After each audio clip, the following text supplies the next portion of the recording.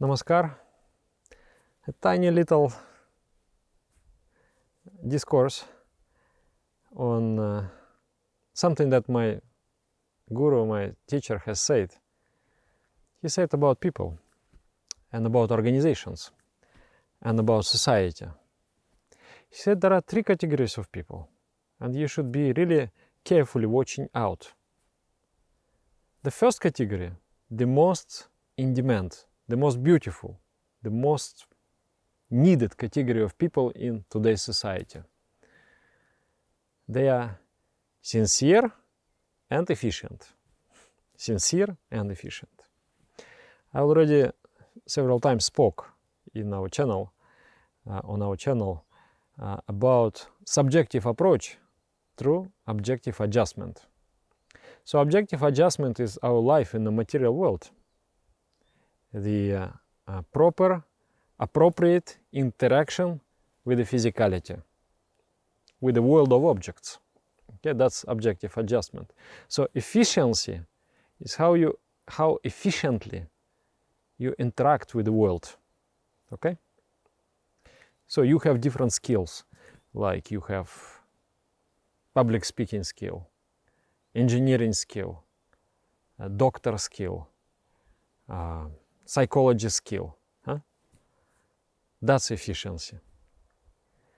And subjective approach is something out of the world. Out of the world. Doesn't belong to this world. Sincerity. Sincerity is when you love humanity, when you love divinity, when you love animals and plants and universe, and when you want to live for the collective welfare of all.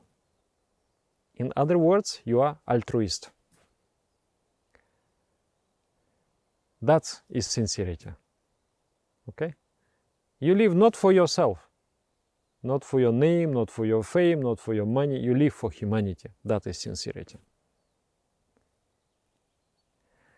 That sincerity, either it is inborn very rarely, or it is produced. It can be a result of a great ideology. You refine the human consciousness through appropriate cultural values, through spiritual practice, through interaction with other inspirational people, inspired people, sincere people. So slowly, you uplift a human being to that kind of status of sincerity. That status of, I really live for the mission, for the great cause, for human society. So, first category, sincere and efficient. So the positions of responsibility in society, positions of power, ideally should be filled by sincere and efficient people. That's the best. They actually, one sincere and efficient person at the helm of society, normally we know them as, fathers of the nations, the builders of the societies. They create human civilization. So that's the ideal situation. And now somehow we just try to find the sincere people, but there has to be a production. And a sincere person say, I want to be at the helm of society. But where is your work? If you are sincere, you cannot be secretly sincere. It's always manifesting. If you are sincere, you will be serving here and there. You cannot hide it. You will be doing service. You will be carrying a mission in your life. So it is not like, it's like in in our project, Meditation Steps, many people are working, and we are trying to hire the people who are sincere and efficient. But second category is sincere but not efficient. It's okay also. Because efficiency you can learn. You can learn a skill. You can learn to be a software engineer. To code the software. You can learn a design, the graphic design. You can learn all these things. But sincerity you can also learn. Much harder. Much more difficult. Much more painstaking. So we try to find sincere, efficient. If not, then sincere and inefficient. If somebody comes, okay, I'm sincere, come, I want to be, no? But where are you sincere? If you are sincere, if you really want to help, you would be helping. Because for you, the work is more important than the reward. For you, service is more important than anything. So those people we need to put in all our social institutions. And we need to create a system of producing those kind of people. That's a great ideology. I accepted in my life this ideology. Atmamok Shartam Jagat Hitaya Cha. I live for the liberation of the soul, liberation of consciousness, and service to the universe. Two goals are there. There is no goal there to earn money or something like that, build house. Of course I can build house for that goal, to serve humanity and to liberate the soul.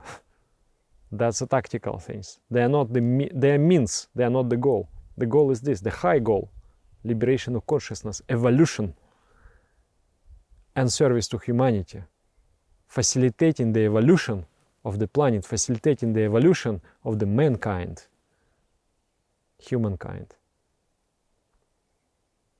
So that ideology works on you, slowly, slowly, sublimates you, and spiritual practice also.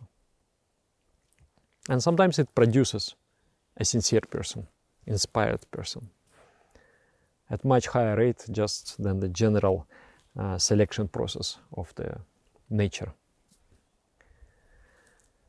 So, sincere and efficient, sincere and inefficient, and then there is a third category. Third category is efficient but insincere. And then it's very interesting.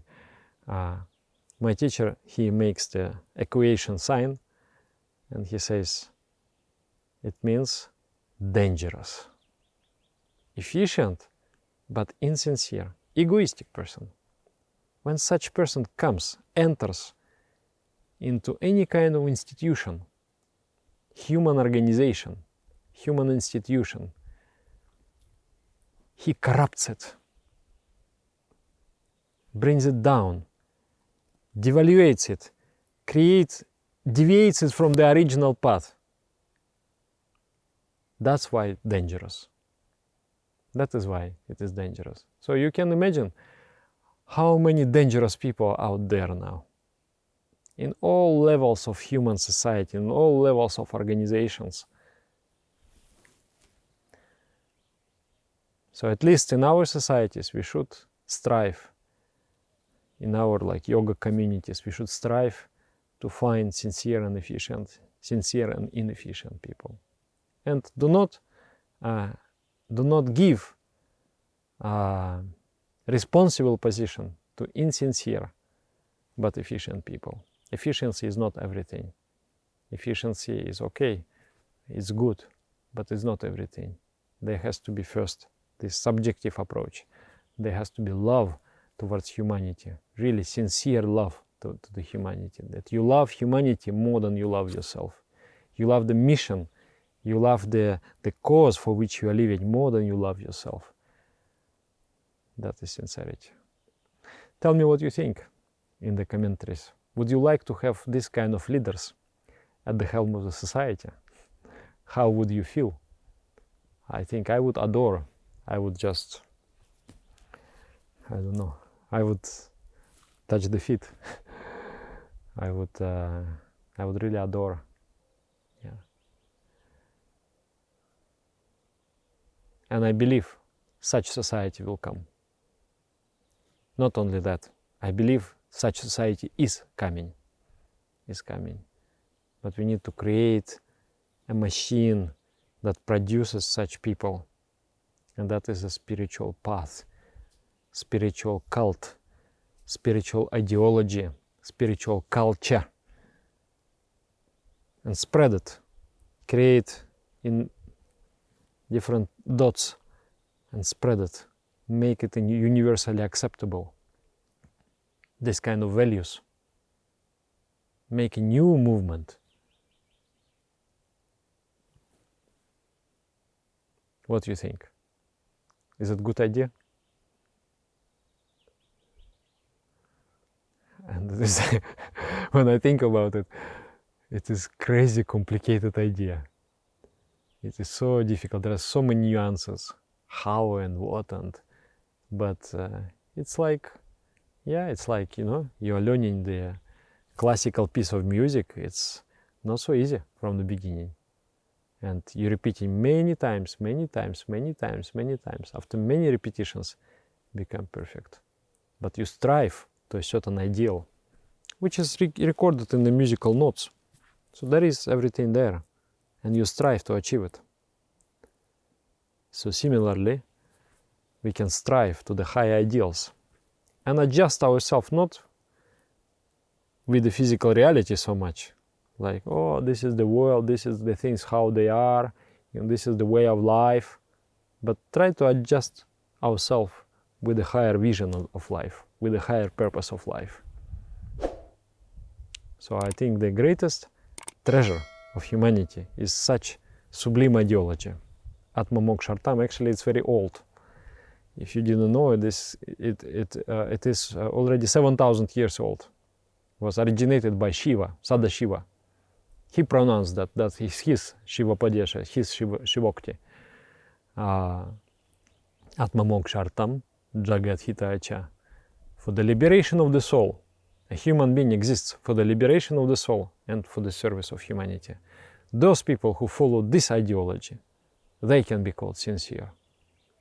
And they are the most in demand for today's humanity.